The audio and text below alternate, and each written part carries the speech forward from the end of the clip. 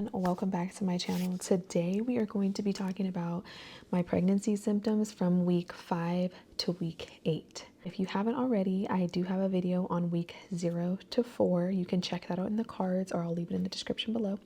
But anyways, I'm just going to dive into it. So for those of you that don't know me, my name is Michaela. This is my second vegan pregnancy, 100% plant-based.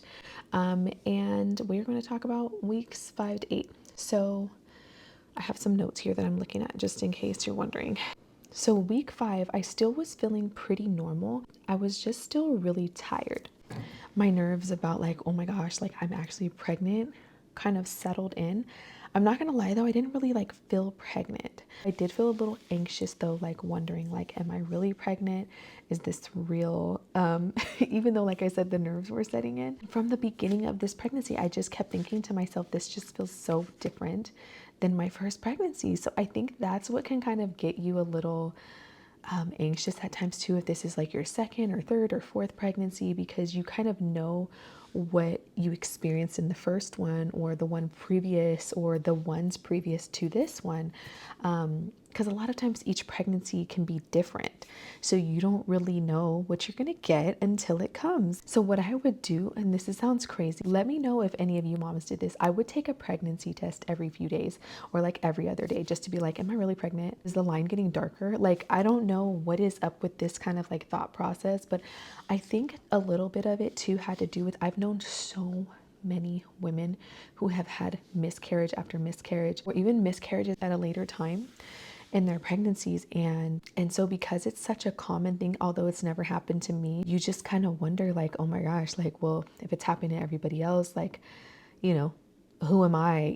So many women having like fertility issues.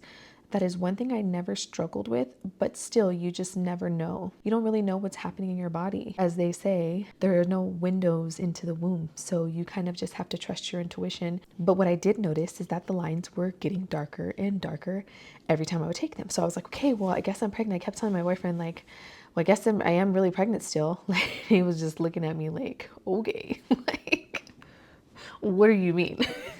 But because I remember I did it one time. I was like, yeah, well, I guess I am really pregnant. And he was just like, well, what do you mean? Like, so you don't think you are? And I'm like, no, I mean, I am, but like, I just don't feel like it. It doesn't feel like Kyrie's pregnancy.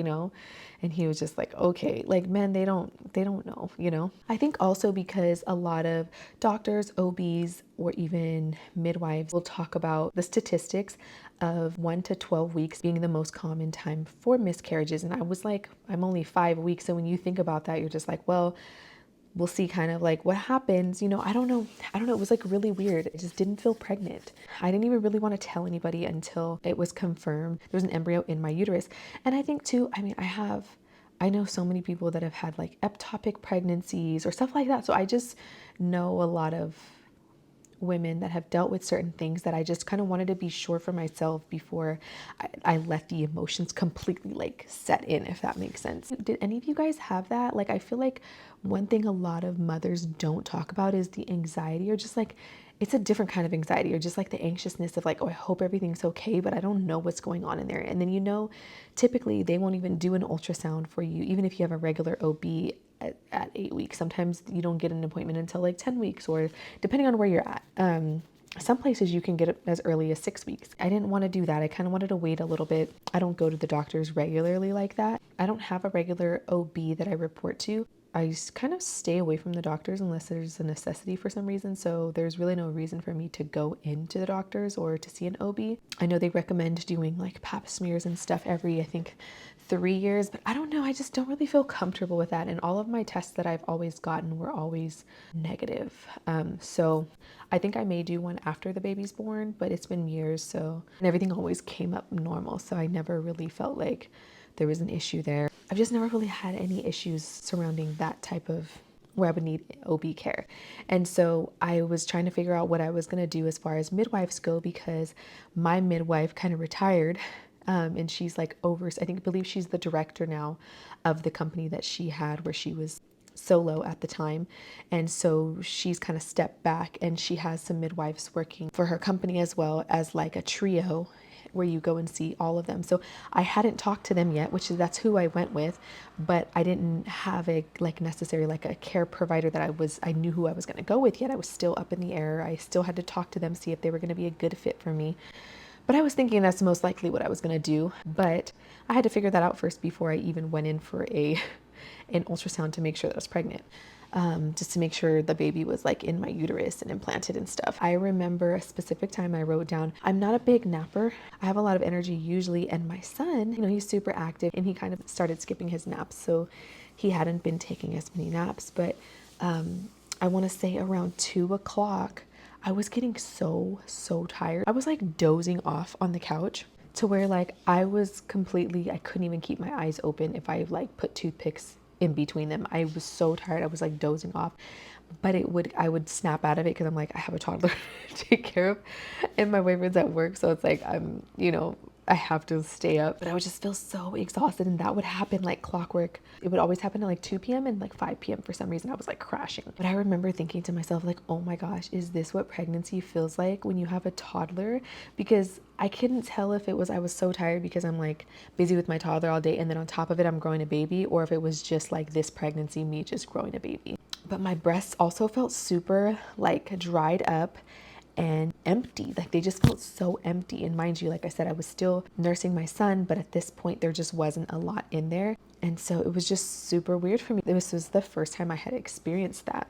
One thing I will say that I don't hear much of anything about is that when my son would nurse at this time, I would get some cramping, like uterine cramping. And I was worried like, oh my gosh, am I gonna unknowingly miscarry because my uterus is cramping? Like, because usually your uterus contracts, minor contractions when you're nursing, but you don't feel them anymore. I think the only time I ever really felt them was right after I had my son and my uterus was contracting and getting small again. Those were like some strong contractions. And then up until weeks after that, you would feel little ones every time your baby would nurse, but then that went away. And I hadn't really felt that since. And I was just like, so I read about it. I researched and looked it up, and a lot of care providers and midwives and everybody said that it was fine as long as you weren't getting any I think they said any like bleeding, or if it was causing a lot of pain, to go see your OB or your midwife or talk to somebody about it. But a lot of women do tandem nursing, or a lot of women nurse throughout their whole pregnancy. So I was just like, okay, well. And then what I noticed too is there wasn't really much milk in there anymore. It was more of just my son comfort nursing. And also when I had looked it up, it was saying that like typically any type of nipple stimulation doesn't actually make you go into labor unless your body is actually ready to give birth. So definitely wasn't at that stage yet. So I knew like, okay, this is okay. Like if my son's nursing still, even though there's not much in there anymore. Now we're going to go into week 6. This is when I started feeling a little bit of nausea. I want to say like 3 days into week 6, where I was like, I would wake up, I would feel really hungry. And then if I didn't eat like something right away or put something in my mouth right away, I would start to feel a little bit queasy, like just an icky feeling, not necessarily like nauseous yet. It was so on the tip of like nauseousness that I don't even want to say I was nauseous yet. It was just kind of like this icky feeling, like ill, like ugh. That's really how I can explain it. But I remember after I drank a large smoothie, that feeling kind of just lingered and nothing sounded good. But I was week 6, again, yawning all the time. I noticed some more of the cramping while my son would nurse, and I would get a little alarmed by it when it would happen, but I'm just like, okay, I'm sure everything's fine. But this was the week I was able to get a little bit of a workout in. So I was like, okay, I want to start working out again. So I was able to get a workout in and I was fine. And when I say a workout, I mean, I love jumping on the Peloton. So that was that. And then I started noticing my nipples started to feel sensitive now while nursing. So before, my nipples did not hurt, feel sensitive or anything at all. But now when Kyrie was nursing, my nipples just started to feel like irritated, just like sensitive. Like when he would latch on, I'd be like, like it was just really sensitive. And then I also noticed I started going to bed much earlier. Like I was like passing out at 9 or 10. When my son would fall asleep, I was knocked out. And at this point, I noticed when it came to my eating habits, fattier foods, even though I don't eat a lot of high fat, but anything with like any type of fat, it would just make me feel heavy and icky. And I was just like, oh no, like after that, I just wouldn't want to eat anything. So I kind of cut back on that and kind of stayed to like simple foods. I didn't have any cravings or anything yet, but a lot of foods just didn't sound good to me. They just sounded like my normal regular foods. Some of them in my routine were okay, and others I'd be like, that just sounds disgusting. Like, no, I don't want to eat it. And then it got to the point where I just kind of like was like, nothing sounds good. I don't know what sounds good, but I'm hungry, but nothing sounds good. I just didn't have much of an appetite. So I'm like, this is interesting because this is all just starting off so different than what it was like with my son. So I was just like, I don't know. And I felt like she was a girl. I don't know. I felt her energy. I just felt like she was a little spicy girl.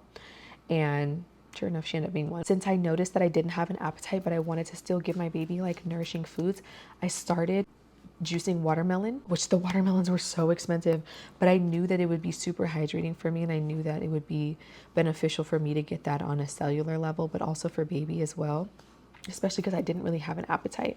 And then grapes were like, oh my gosh, so bomb to me. Like eating grapes, I was like on a verge of buying grapes like all the time. The only thing was it was kind of hard to find the organic ones, but I was able to find some at Trader Joe's and Costco. So yeah, that was week 6. Now for week 7, I was still kind of, like I said, in that phase of like, nothing sounds good. So my boyfriend was like, let's go get some like vegan Thai food. And I'm like, oh my gosh, that actually sounds amazing. But I just didn't want to eat it and then feel like gross after. But I was just like, you know what, whatever. I was like in this little rut the past few days where I was just like nothing sounds good. Like I don't have the energy. I'm tired. We actually ended up bringing it home. So I kind of had felt queasy a little bit before. Like I like just gross. Like mind you, I have not thrown up or anything yet. I just had that like icky feeling, and it wasn't just in the morning. It would be random times. It was actually usually maybe in the afternoon. I don't know, sometimes it would be sometimes it would be in the morning, and then sometimes it would be later. Like it just depended. It wasn't like a specific time of the day. But by nighttime, I usually felt like okay. So I had that spicy red curry, and whoo, that made me feel so good. I was like, oh my gosh, I feel like myself again. I feel normal. Like I feel good. I wasn't feeling that like ick. And I was like, okay, cool. So I'm like, maybe it was just a few days that I was like kind of feeling a little weird or whatever. In the next few days, I started feeling more like myself. I started working out. I was jumping on the bike still. I was also going on walks regularly. I feel like walks were really important for me to just get fresh air. Like fresh air felt so good to me. It was actually pretty cold outside. There's a cool breeze, but me and my son, we would bundle up and go take our walks, and the fresh air just always made me feel really, really good. There's a little bit of sun out sometimes, and we would just getting that little bit of sun too. Just the walks just really made me feel good. I want to say now around this week, same thing, around 2 to 5, I couldn't even really keep my eyes open. And I was just thinking to myself like, whoa, it really is taking a lot to grow this baby, because I just did not have this type of like energy exhaustion with my son. So I just would literally be fighting to keep my eyes open. But then once I snapped out of it, I would get my second wind and be like, okay, I got to hang in there until I put my son to sleep. So I did notice though that like some of the times, I don't remember why, but I would stay up a little bit later, and I felt like the lack of sleep was making me in the mornings more queasy in the mornings, or just that gross feeling, that icky feeling. There was one morning this week where I woke up super early in the morning, like around 3 or 4, and I felt that feeling of like feeling really gross. And then I was just like, well, there's nothing I can do. I don't feel like drinking water. I don't feel like doing anything. And I just went back to sleep and woke up and I felt fine. So that was like, there was just sometimes I was like, this is so weird. Like, when am I going to feel normal again? But I knew that, and I had read about morning, quote unquote, morning sickness, or when women have food aversions and all this stuff, and how usually it for most women can stop around week 12, after the first trimester, right? So I was just like, well, I got some weeks to go. We'll see if this kind of like slows up or not.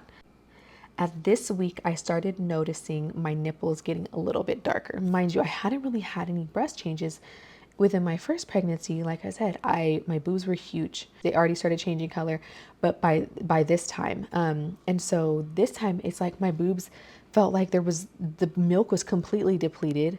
They were just like empty, and then, but I noticed like my nipples started getting darker. So I'm like, okay. some nipple changes.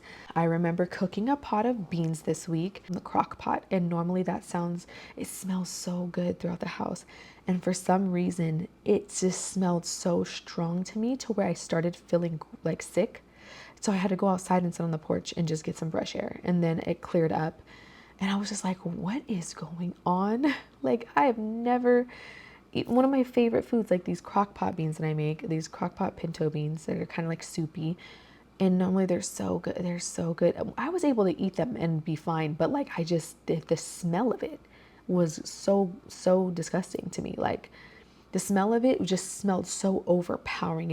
I guess I wouldn't say it stunk to me. It was just overpowering. And I was like, oh my gosh, like I need to go outside. Like, it was the weirdest thing. I know my boyfriend was just like, are you okay? Like, let's go sit outside for a second. Like, really concerned, like, what is going on with her? That was the end of week 7. Okay. So here we are, the last week of this video. So week 8, this is the week that a lot of people get their ultrasound. This was the week I decided that I was going to choose the midwives that I chose. They know that I'm a little bit crunchy, I guess you would say. And so they were like, did you want to do any ultrasounds? And I was like, yes, I want to confirm the pregnancy to make sure everything's okay in there and that there's a baby inside my belly. Because I still felt like during these times, these past few weeks, I was just like, I just don't feel, even though I was having all these symptoms, it was like my body didn't feel like I was pregnant. Whereas with my son, last time, my body felt like I was pregnant, but I actually had no symptoms. Just freaking completely opposite, like crazy. I had actually kind of just spoke to one of the midwives and I was just like, kind of wanted to know how they do this because there's 3 of them versus 1. They kind of gave me the rundown of how it works. Because I was a repeated client, they already had a lot of my stuff on file. And then I actually had my old midwife, she called me and kind of checked in with me and I was like, okay, yeah, no, I do want to go with you guys. They kind of asked me like, are you having any headaches? This was just on the first just call, just letting them know that like, yeah, I'm choosing you guys to be my midwives. So I know a lot of women sometimes get headaches and stuff, but I wasn't getting any headaches or anything at all. I was definitely like hydrating myself. So I was doing lots of like watermelon juice. I was doing some celery juice if I could. I'll do a whole nother video on like the things that I was like continuing to eat and supplements and stuff that I take. That's actually going to be the next video. So stay tuned for that one. But this is the week I started craving salty foods. Like when I say salty, I wanted like green juices with like hella lemon and lots of celery and like greens and stuff like in my juice. I also was craving like cucumber with lemon and sea salt. This was just me like first craving stuff. Like I didn't really crave anything before. I didn't really have an appetite for things. I had an appetite for fruit juices and stuff like that, or fruits, but that was kind of normal for me. Those were the main things I had wanted to eat. But for some reason, lemon, like I wanted like juiced lemon on everything. This week I even like ate some chips, like some potato chips. The potato chips just had like avocado oil and chips. And I craved those with spicy hot sauce and a ton of lemon juice. Like that was like definitely like a pregnancy thing, right? But I used to do that as a kid. So like my auntie taught me that. And so like they were just so good. I don't know what it was about. I don't know. Cause with my son, I actually loved chips too, but I don't like try to eat chips a lot because of the high fat content and the high oil. Like I don't like to do a lot of oil in my diet in general. So it's something that I just do sparingly, but oh my gosh. I think the crunch too, like the texture of the crunch, it was doing it for me. At this point too, my skin still felt really dry. I had told myself, like, I don't know if you can see behind us here, there's a little whiteboard there and I think it's a little over a gallon that I drink a day of like smoothies, juices, and water just to keep myself hydrated and to keep track of how much I'm drinking. I just noticed my skin was just more dry, and obviously it's like colder time of the year too, but I just want to be very cautious about that and make sure that I'm getting enough fluids, make sure that the baby has enough amniotic fluid. Yeah, so at this point I was drinking about 96 ounces, including smoothies, juices, and like celery and watermelon juice, like all those things, and lemon water throughout the day. At this point too, I was starting to get bored of like the simple foods that I was eating. And I wasn't really having that ick this week, which I was like super excited about. I made some cabbage soup this week. That was like amazing. And I really loved that. I feel like at this point though, this week, I was getting very sensitive to just smells. So this was like if somebody had, I'm already kind of sensitive to like fragrance and stuff, but like everything I can smell so heightened. Did not have this with my first pregnancy. If I would go to the grocery store, if I would go down the detergent or past the detergent aisle, like just everything smelled so strong. And I'd be like, oh my gosh. Or if somebody had on a detergent that had a scent, I'd be like, oh my gosh, it's just too strong. Like I'm not telling everybody that, but for my boyfriend, I would tell him like if I smelled, or if we'd go somewhere and just everything, I was just so heightened. And I noticed that this week. But I was loving fresh everything. Also towards the end of the week, I started doing like steamed broccoli with the lemon juice and a little bit of sea salt. I was doing marinated tomatoes with lemon juice and sea salt. Well, my light actually cut out, so I was actually only had a few more things to say in this video anyways, but this week I also was really inspired and made some like homemade rice noodles, which was really cool. And then I end up feeling a little bit constipated this week, which has never happened before. It might have been a little bit from the rice noodles, I'm not sure, but that was something that was like a first for me. And this was like towards the end of that week. So anyways, I'll see you guys on the next video. I will be doing more pregnancy stuff, so stay tuned for that. I will be doing a week 9 to 12 next. So I'll see you guys in the next one. Bye.